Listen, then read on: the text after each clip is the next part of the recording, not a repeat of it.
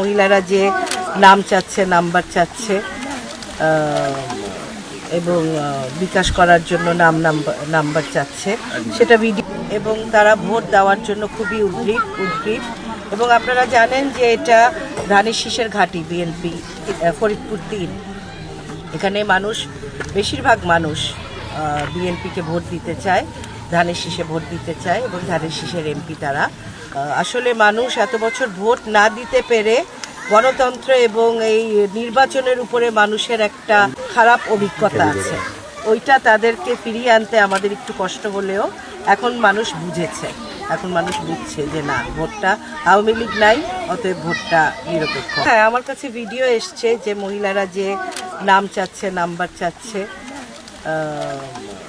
এবং বিকাশ করার জন্য নাম্বার চাচ্ছে, সেটা ভিডিও আমি দেখেছি, একেবারে প্রমাণিত। এটা হাতে নাতে ধরাও পড়েছে আমার ২-১টা এলাকায়। নির্বাচন কমিশনকে জানানোর কথা আমি জানাইনি, তবে জানানোর কথা। আমি অবশ্যই নারীদের ভাষা বুঝি, তাদের দরদ বুঝি।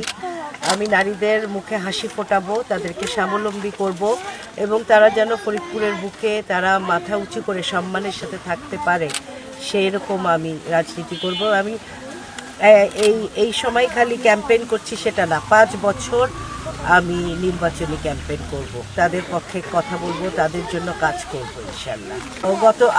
আগের ১৫ বছর হয়নি, কারণ তারা গোপালগঞ্জকে প্রাধান্য দিতে চেয়েছে, সেই জন্য ফরিদপুর বঞ্চিত হয়েছে, নিগৃহীত হয়েছে। ফরিদপুরের নামে তারা বিভাগ করতে চায়নি, এখানে পদ্মা নাম করতে চেয়েছে।